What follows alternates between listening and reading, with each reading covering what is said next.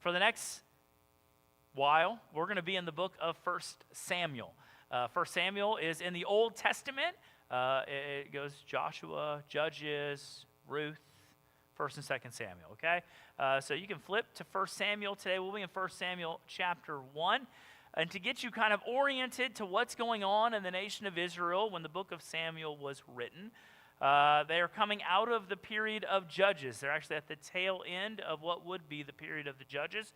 And I preached the book of Judges a couple of years ago, and if you remember that, it was just a spiral of depravity, right? It started out sort of okay, and it just kept getting worse and worse. They would turn to idols, and then they would go into some sort of bondage to a foreign power. They would cry out to God in the midst of their bondage. God would answer them, send them a judge to deliver them, like Samson or Gideon, right? And the judge would deliver them from the power of the foreign adversary, and then they would return to God for about a week, and then they would go back down the spiral again. They would find another god to worship. They would worship idols, and it would continue. And by the end of the book of Judges, it ends with a civil war and almost the annihilation of 1/12 of the entirety of the nation of Israel. The 11 tribes turned against the tribe of Benjamin for some wickedness that was being done in Benjamin and almost killed everyone. And then the story ends with them finding brides for the women from Benjamin by letting the Benjaminites kidnap their daughters when they went out in the field. A very bad time. Everything going on at the end of the book of Judges is dark and gross. And it ends with this sort of like very sad refrain that everyone did what was right in their own eyes, and there was no king over Israel. And the book of Samuel leads us from that point to a point where there is a king in Israel, much to the delight and disaster of the Israelite people. They have a king by the end of the book of Samuel, and so we pick up in that in-between area at the very end of that time period, and we'll find ourselves in 1 Samuel today, chapter 1. What 1 Samuel chapter 1 deals with, though, is something that's very, very human for us. It deals with the idea of being disillusioned, to being discouraged, to feeling just absolutely useless. I don't know if there's any part of your life where you've ever felt that way. You've just been discouraged.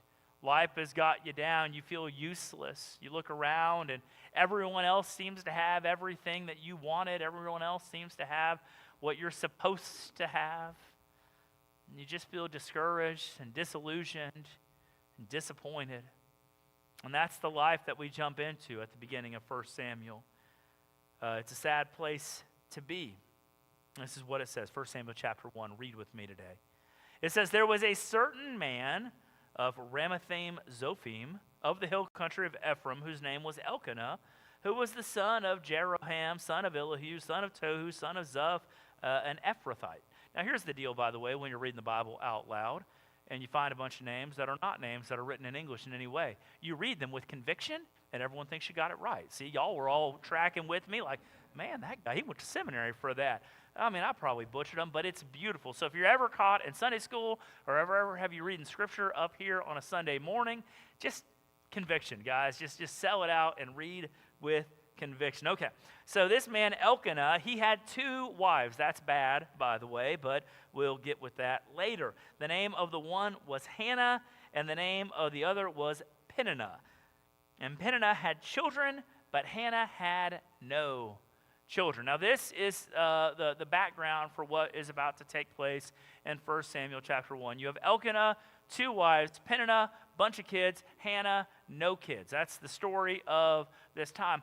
Now, barrenness today, it's a huge deal. If you've ever met with someone who's dealt with infertility, it is so damaging. Like, it's a heavy burden. If you're here today and you struggled with that, like, I feel for you. I have dealt with, I don't know how many women and men who have loved their wives through this period of infertility, whether it was on his side or her side, and they can spend countless dollars going to doctors and trying to fix the problem. And in today's culture, it is a great, great burden. And it hurts so much. But in this culture, when this was written, a woman's worth was solely tied to children that she could produce. That was literally the worth of a woman. Are you able to produce men, typically, but anybody, who can help to propagate our culture? Because the nation of Israel was going to need soldiers, and soldiers come from little boys who grow up to be soldiers. The nation of Israel needs workers. Your family, the success of your family depended on having sons to work the field. And if you would have more sons, then you would be able to work more field, and you'd be able to have a better crop yield, and you'd be able to provide even better for your family, and maybe even provide for the family next to you, giving you even more power and authority and honor.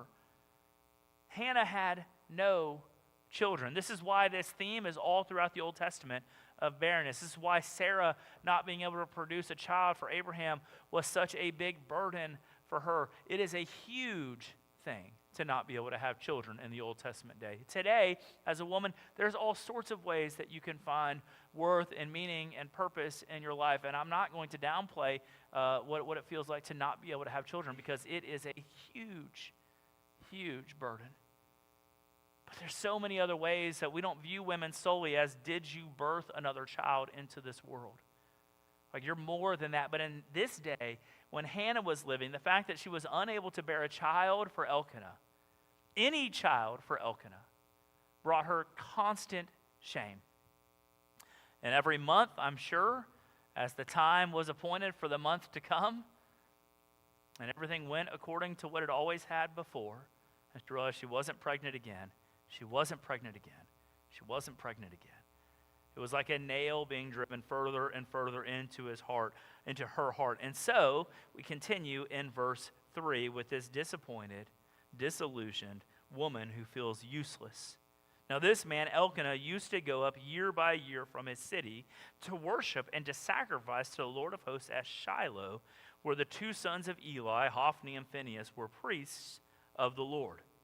On the day when Elkanah sacrificed, he would give portions to Peninnah, his wife, and to all of her sons and daughters. Hear that? All of her sons and daughters, so many. Right? They would each get a portion. But to Hannah, he gave a double portion, because he loved her, though the Lord had closed her womb. And her rival used to provoke her grievously, to irritate her, because the Lord had closed her womb. So it went on year by year. As often as she went up to the house of the Lord, she used to provoke her. Therefore Hannah would weep and wouldn't eat. And Elkanah, her husband, said to her, Hannah, why do you weep? And why do you not eat? And why is your heart sad? Am I not more to you than 10 sons? We'll pause there for just a second. So one of the reasons why you shouldn't have multiple wives is you have this random rivalry inside of it. There's really almost a countless number of reasons why you shouldn't have multiple wives. I don't feel like I should go into all of those details right now, but suffice to say, if for some reason you feel like you need to have another wife, you don't. Okay, just the clear counsel of teaching. Read all of the stories where bigamy and polygamy is practiced. It's always destructive, right? Okay, so Elkanah's got two wives, and the other one, Peninnah, just needles her constantly. They would go up to sacrifice at this place where Eli and his sons were the priest in Shiloh, and they would sacrifice, and then they would take what was left of the sacrifice, and they would eat it, kind of a feast holy to the Lord as a family. And so each person in Peninnah's side of the family would get a portion, and then poor Hannah over there sitting there, he would give her a double portion, right? Because he loved her, but she didn't have anyone else to give food to. No one else had come from her, and her rival, which is a great way to describe a second wife, her rival would provoke her. This word provoke is only used throughout the Old Testament to describe like the dangers of a storm. Like that's what the picture this word is trying to show you, is like it is a stormy gale constantly happening. I drove to Houston on Christmas Eve, and for about 5 minutes we were in like bad weather. Somewhere between Milano and Caldwell, we hit just like a quick little band, and then it was smooth sailing the rest of the way. But in that little band, which I'm sure reached here probably 7-ish o'clock or something coming through here, like you're like, man, this is serious. That storm was Hannah's life with Peninnah. She just constantly put her into that state of like anxiety and frustration and fear. And so she would just constantly needle her. And every year they would go up to sacrifice, and every year this sort of situation would take place, and every year she would needle her. But it wasn't every year. It was every time that Hannah, woke up and realized this month I'm not pregnant, that Peninnah would come in and begin to storm in Hannah's mind again and again and again. And guys, I don't know all of your areas of disappointment and disillusionment and discouragement and places in your life where you may feel useless, but I know me.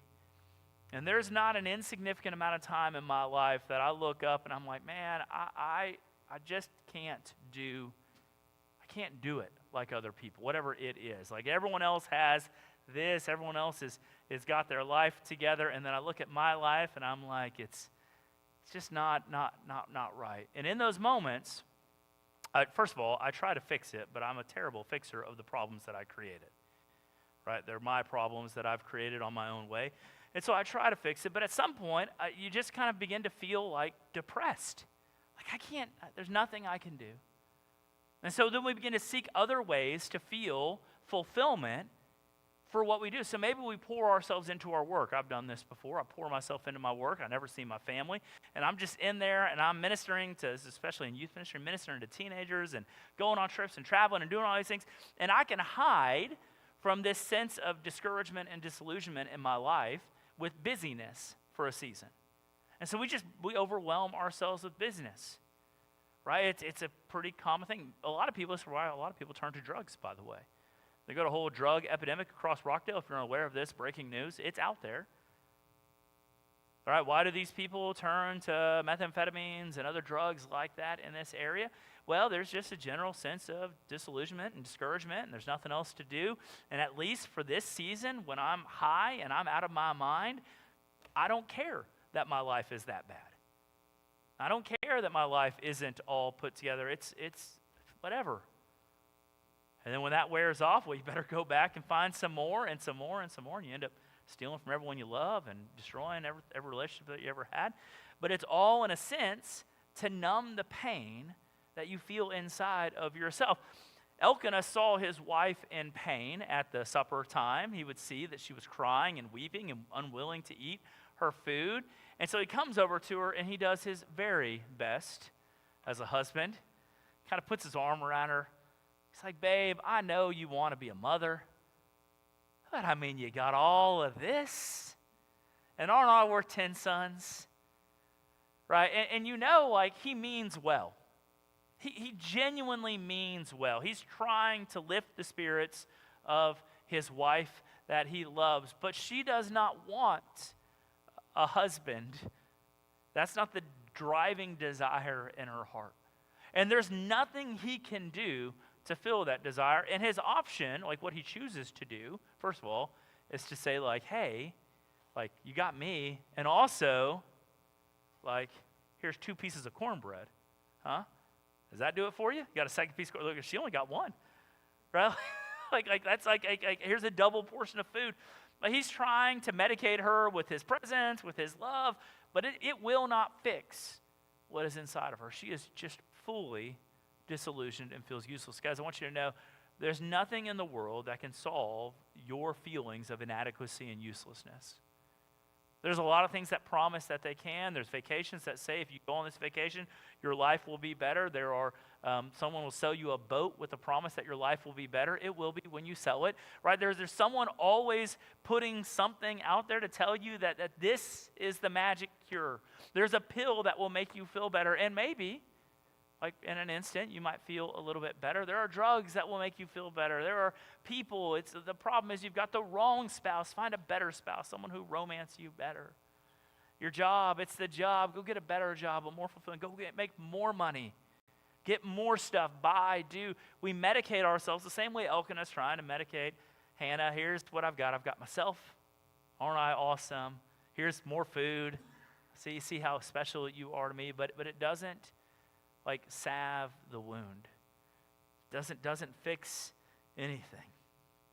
So after, verse 9, after they had eaten and they drunk in Shiloh, Hannah rose. Now Eli was the priest.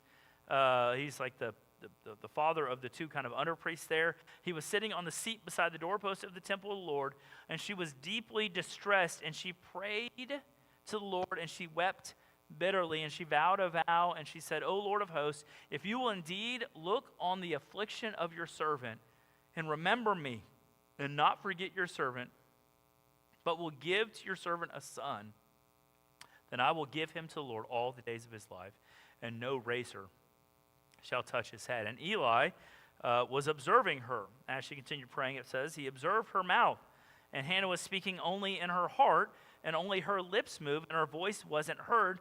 And Eli took her to be a drunken woman. He was a very astute man, thought that she was drunk. And he said to her in verse 14, how long will you go on being drunk? Put your wine away from you. But Hannah answered, said, no, my Lord, I am a woman troubled in spirit. I have drunk neither wine nor strong drink, but I have been pouring out my soul before the Lord. Do not regard your servant as a worthless woman, for all along I have been speaking out of my great anxiety and vexation. And Eli answered her, go in peace, and may the God of Israel grant your petition that you have made to him. And she said, let your servant find favor in your eyes. And the woman went her way and ate, and her face was no longer sad. And then they rose early the next morning, worshiped the Lord, and went back to the house at Ramah. And Elkanah knew his wife. The Lord remembered her. And in due time Hannah conceived, bore a son. She called him Samuel, for she said, I have asked of him from the Lord. Okay, so there's a lot going on in this little section right here, so we're going to break it down into chunks that make some sense. She's in this great anxiety, great vexation, which is not a word we use very often anymore, right? I'm vexed. But she's feeling just very, very burdened. And so she's praying to the Lord. Eli sees her praying. She's silent praying. Most of us have done this before. Lips move. You're not praying out loud, but your mind is active. Your lips are moving. You're not pressing any noise out. And Eli, not being the most perceptive of priests, thinks this lady is plastered at the temple, which could happen. There were eating and drinking and feasting going on at the temple or the tabernacle, and so it's possible that there were people who were coming in there who were not in full use of their faculties. And so he sees her and he says, woman, you can't be drinking here like that. Get out of here. Get, right? Just shoo her off the property. We can't have you in here drunk, mouthing things. You can get out of here. She's like, no, that's not the case. She explains the story. He says, may the Lord grant you what you ask for. And then what happens? It's a wonderful thing. It says, then the woman went her way and ate, and her face was no longer sad. See what Hannah did in the midst of her anxiety, in the midst of her vexation, in the midst of this feeling of disillusionment and discouragement, is she turned to the Lord, and she said, Lord, I want to bear a child, right? But I'm not wanting to bear a child for me anymore. I'm wanting to bear a child for you. And if you'll give me this child, I will give him to you. And what this was a promise that if she was given a son, she would take him and she would give him to the temple, likely to Eli. We know it will be to Eli later in the story. Likely to Eli to raise in the temple, to be a servant of the Lord and I say temple, it's really the tabernacle, but a servant of the Lord inside of the tabernacle. And she said, no one will ever cut his hair. So it's a Nazirite vow. You see these in the Bible a couple times. Usually those are temporary vows. You go through like a season where you take a vow and you say, I'm not going to cut my hair, I'm not going to drink alcohol, I won't touch anything that's dead, I'm going to abstain from these things for a period of time to be holy to the Lord. Samson had a lifetime Nazirite vow. He broke it consistently, as we learned, as we looked at the book of Judges. Samuel is a Nazirite from birth, and then John the Baptist. Those are the three that we kind of see that kind of have like a special kind of Nazirite vow that they followed through with for most of their lives. But it's a special promise. She makes this promise basically surrendering the child, like she wants a child for herself, surrendering her desire to say, Lord, I really just want something for you. And this change in her heart from being for herself or for her husband or for the community that she had to being for the Lord, right, is a substantial shift in our mindset. A lot of times what we want for our lives is for us. Lord, give me a better job so that I can provide for my family better, or I can get this thing, or I can pay down this, or whatever it is. Lord, give me this for me. And instead, she turned that on its head and says, Lord, give me this for you. That's part of the Lord's Prayer, like, your will be done. Right, Lord, I want your will to be done in this thing. And so she asked God for this son. She tells Eli why she was praying, and Eli says, may Lord grant you what you want. And then she left happy. God had not answered her prayer yet. She was problemed. She was upset. She was angry. She was disillusioned. She prays to God, and then she leaves happy. Usually, and then eventually it's answered. We see it right after that. The prayer is answered after that. So it's, complain, pray, happy, get what God promised you. We're kind of the other way, though. Like, we complain, maybe we turn to God in prayer, and then we hold off on happy, like joy, settled in what God is going to do, until God delivers on his end of what we think is the promise that we have bound him to somehow. God, I'm going to continue in my upsetness and my disillusionment and my discouragement. I'm going to continue in this self-destructive, depressive state until you show up. And then that'll all change. And at that point, I'm going to change. At that point, my joy will come because you've answered my prayer. No, Hannah's was joy before the deliverance of the promise, because she realized that she surrendered herself to be underneath God's leadership no matter what. She said, God, I'm going to surrender to being underneath you. I'd like to give this to you, but I'm going to surrender to that. And Eli, who has no power to bind God either, says, let go. May God grant you your request. And sure enough, God did. She had a son. His name was Samuel. It was time to go up for the first time. We're probably talking a year later, I guess, was an annual thing. So this kid is probably about 2 to 3 months old now. Elkanah's like, hey, we're going up to Shiloh to do this. And she's like, yeah, let me get the boy fully weaned, and then we'll take him up there. And that's exactly what she did. The kid's probably 3 or so years old when he's weaned from Hannah, and we pick up, we'll pick up there in verse 24. And when she had weaned him, she took him up with her along with a 3-year-old bull, an ephah of flour and a skin of wine, and she brought him to the house of the Lord at Shiloh, and the child was young. And then they slaughtered the bull, and they brought the child to Eli, and she said, O my Lord, as you live, my Lord, I am the woman who was standing here in your presence praying to the Lord. For this child I prayed, and the Lord has granted me my petition that I made to him. Therefore, I have lent him to the Lord. As long as he lives, he is lent to the Lord. And he worshiped the Lord there. And so then she makes good on what she said she was going to do. She says, hey, I said that I was going to lend him to the Lord. He is now the Lord's.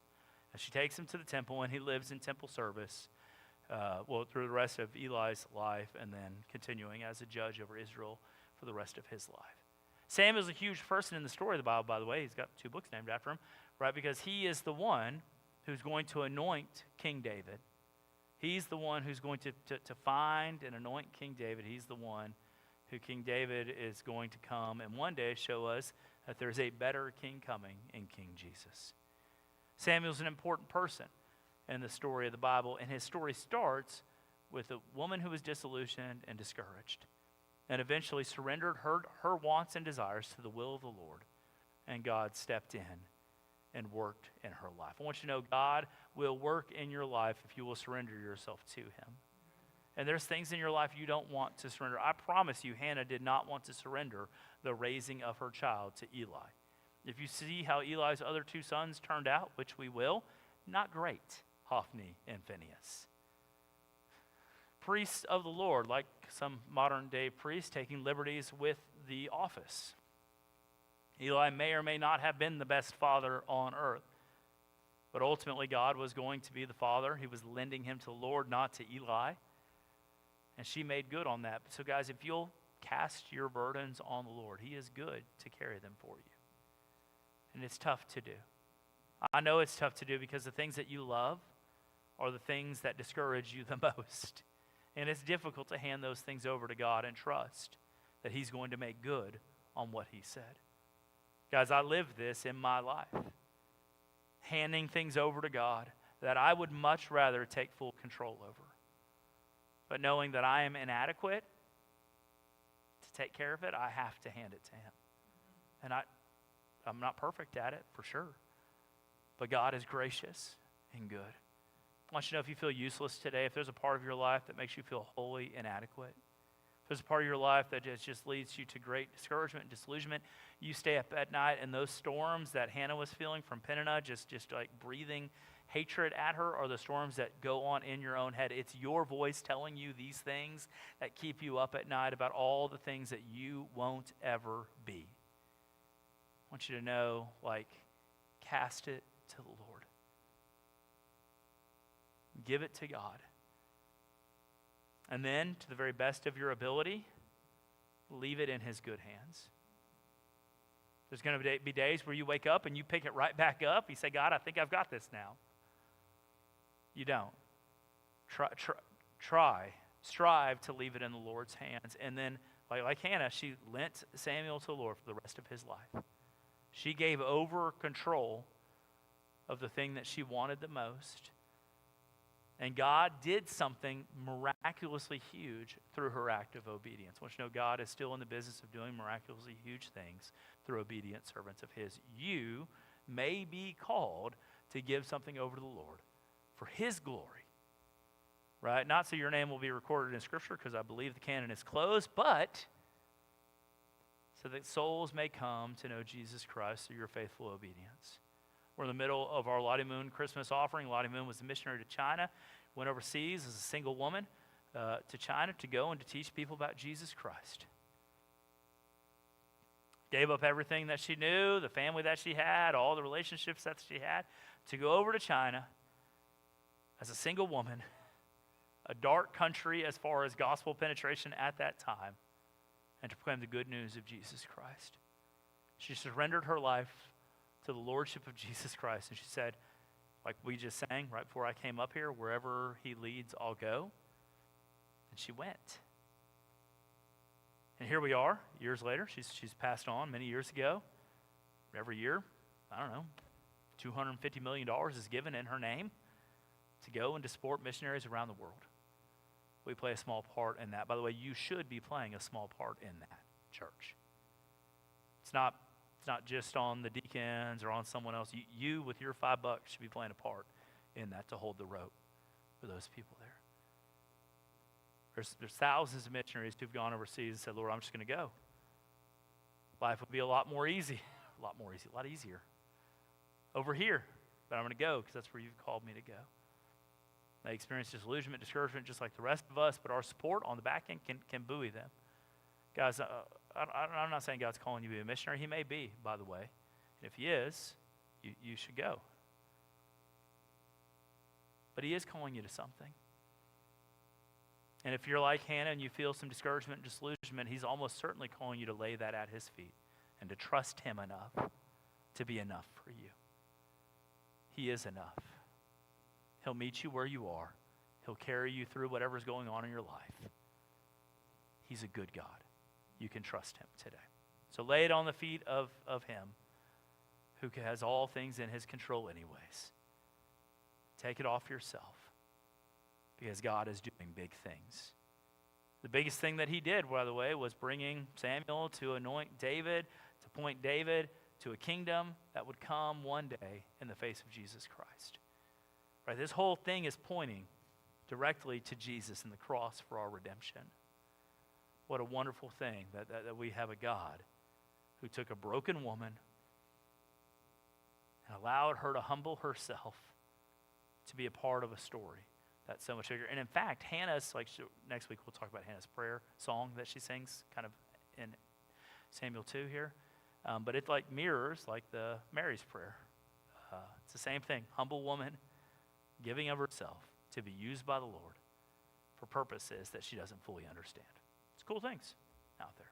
God's doing big things. Let's pray.